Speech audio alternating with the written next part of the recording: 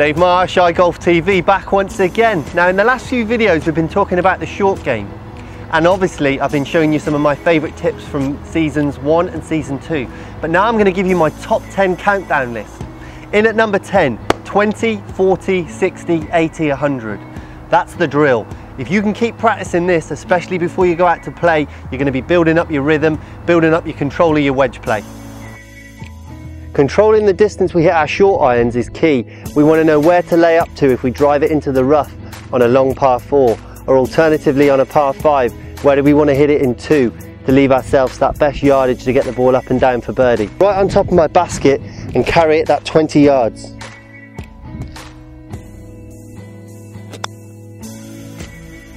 Now I can see from here that that's pitched out there about 19 yards, so I'd carry on and hit another 4 balls to that distance. In at number 9 is simple chipping. This is a technique that, especially for players that may be struggling a little bit, by getting very close to the ball and using almost the toe of the club, you can regain some confidence. You can see if we set up to a ball with a putter, how close we are, and you can see the shaft is almost vertical to the ground.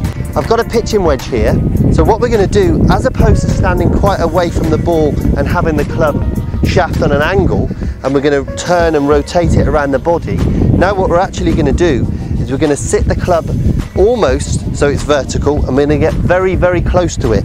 Now we take our putting grip from here, and you can see that instead of having my wrists angled this way, I'm going to move them up. So we can see our arms are hanging like that, almost as if we're going to hit a putt. And it's just basically the toe of the club that's aligned to the ball. And then from there, we just rock our shoulders back. It picks the ball up off the ground really simply and gets it running up to the hole. In at number 8 is rhythm and tempo in the short game. Need I say more? When we come to the short shots, we want that same rhythm. 1, 2. 1, 2. Again, lovely rhythm. That's how I can get the control of distance so easily. New in at number 7 is the drill, watch the club hit the ball. Do you actually watch the club strike the ball? Watch this video and find out. When you hit a chip shot, do you actually watch the club make contact with the ball? If you don't know the answer to that, chances are you don't actually see it happen.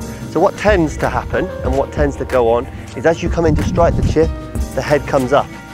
So the next time you go out to practice, get some balls and actually pick a point on the back of the golf ball, focus your eyes on that, bang, and watch the club hit that point.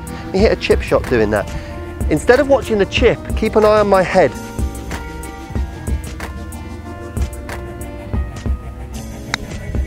See how it stays down? I'm looking at that point.